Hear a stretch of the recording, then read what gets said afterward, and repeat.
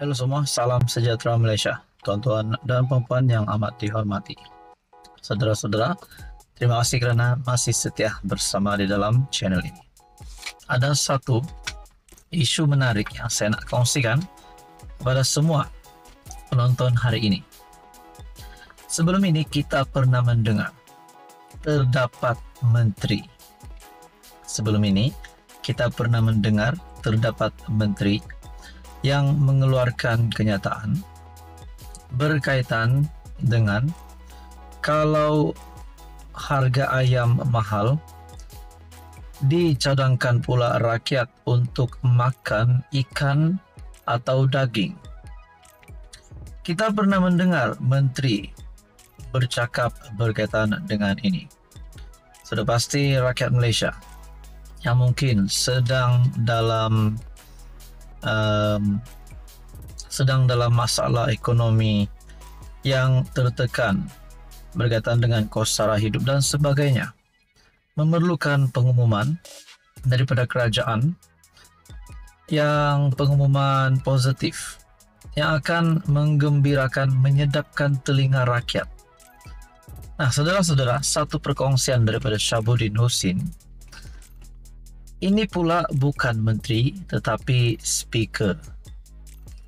Tuan speaker, janganlah bangga nak menjadi Hassan Malik nombor 2. Dulu ketika era BN, ada seorang menteri bernama Hassan Malik menerima kutukan yang agak lama. Berikutannya cadangannya agar rakyat berhenti makan ayam ketika harga makanan itu mahal di pasaran. Sebaliknya, beliau meminta rakyat agar menukar kepada makan ikan atau daging.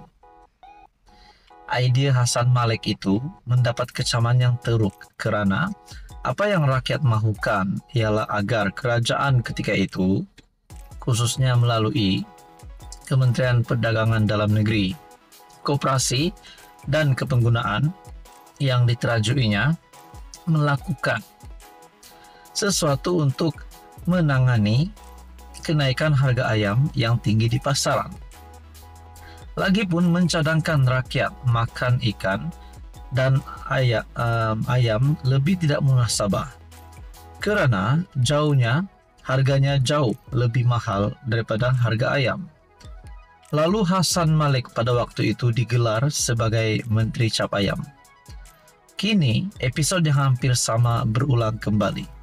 Cuma kali ini bukan dilakukan oleh menteri, tetapi oleh Speaker Parlimen. Speaker berkenaan, Johari Abdul, mencadangkan rakyat agar menggantikan nasi dengan sumber karbohidrat lain seperti ubi kayu bagi mengatasi masalah kekurangan bekalan beras putih tempatan di pasaran. Beliau berkata ubi kayu dilihat mampu menjadi alternatif terbaik sebagai sumber karbohidrat disebabkan khasiatnya yang lebih tinggi berbanding beras.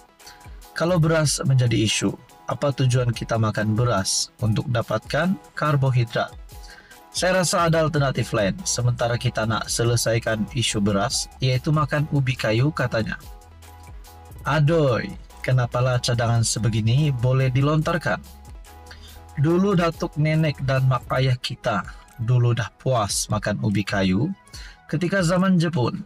Kenapa sekarang nak diajak rakyat berundur ke belakang semula? Soal Syabuddin. Kalau dicadangkan makan kentang dengan daging wagyu, kemudian kerajaan pula beri diskaun rahmah pada harganya, sedaplah juga telinga mendengar. Ini yang nak suruh rakyat makan ubi kayu. Ada berapa luas ladang ubi kayu di negara kita? Kalau ubi kayu sekadar ada ditanam di keliling rumah dan tepi-tepi bendang, tak usahlah nak dicadangkan ia sebagai ganti beras. Munasabahlah sikit kalaupun ia sebagai Speaker Parlimen. Namun Johari ingin juga nak memberi cadangan dalam masalah yang dihadapi kerajaan. Janganlah bagi cadangan yang tak masuk akal. Bahkan dengan melontarkan cadangan begini, meskipun kononnya daripada pemikiran di luar kotak seorang speaker, ia sebenarnya lebih menyerlahkan ketidakmampuan kerajaan menangani kekurangan bekalan beras di pasaran. Nah, saudara-saudara, menurut Syahabuddin Husin, Tuan Speaker yang dihormati, janganlah bangga nak jadi Hasan Malik nombor 2 di era kerajaan Madani ini. Mencadangkan agar rakyat makan ubi kayu bukan saja tidak munasabah, bahkan terlihat pelik. Sama pelik ketika Hasan Malik mencadangkan makan ikan atau daging sebagai ganti ayam sebelum ini. Adakah ini akan menurunkan prestasi Speaker? Adakah beliau mungkin boleh dipecat selepas ini, selepas mengeluarkan kenyataan ini? Itu menjadi persoalannya. Nah, saudara-saudara, apa komen Anda berkaitan dengan isu ini? Sekian saja, teruskan bersama di dalam channel ini. Halo semua, salam sejahtera Malaysia. Saudara-saudara, tuan-tuan dan puan yang amat dihormati. Kita hampir setiap hari mendengar boikot sana, boikot sini, boikot kedai ini, boikot kedai itu. Kita mendengar ada beberapa pemimpin yang lantang bercakap berkaitan dengan isu ini.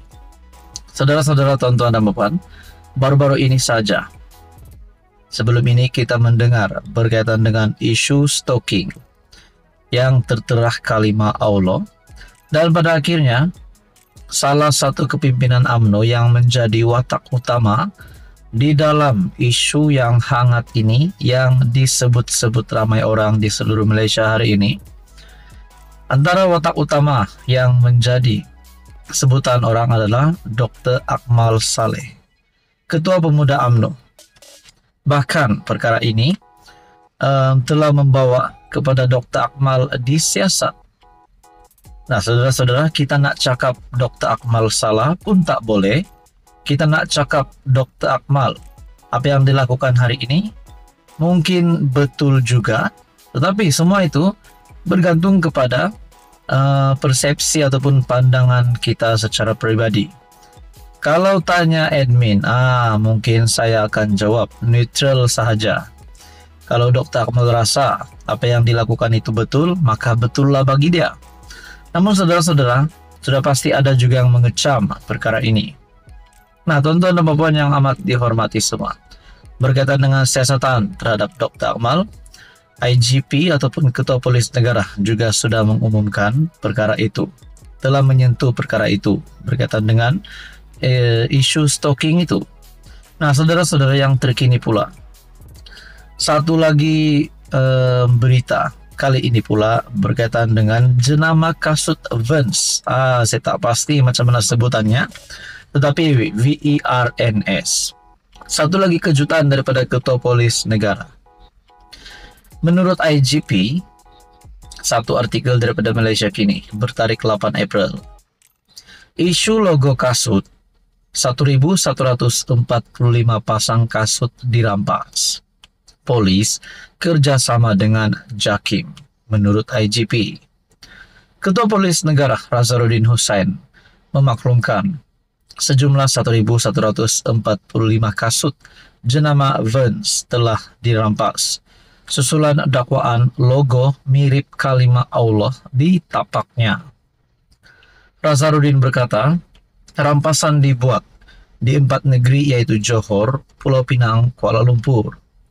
Dia juga berkata Jabatan Siasatan Jenayah akan bekerja sama dengan JAKIM dalam siasatan, terutama bagi menentukan sama ada logo tersebut adalah cut atau hanya rekaan grafik kasut tumit tinggi.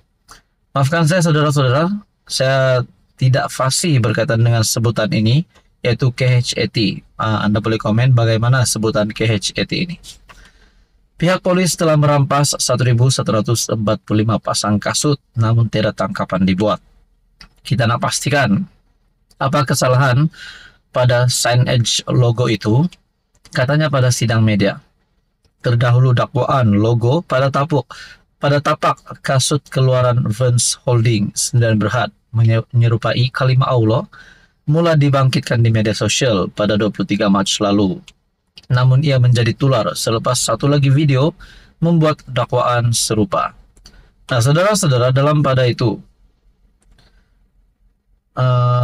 syarikat itu juga menjelaskan image pada tapak kasut keluarannya telah disalah tafsir sehingga mencetuskan kontroversi.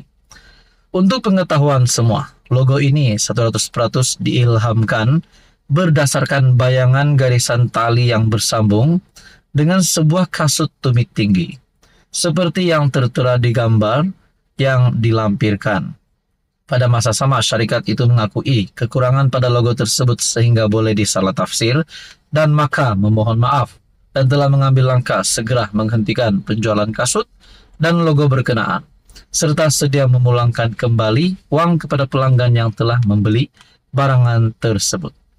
Nah, saudara-saudara yang amat dihormati, apa komen Anda berkaitan dengan isu ini?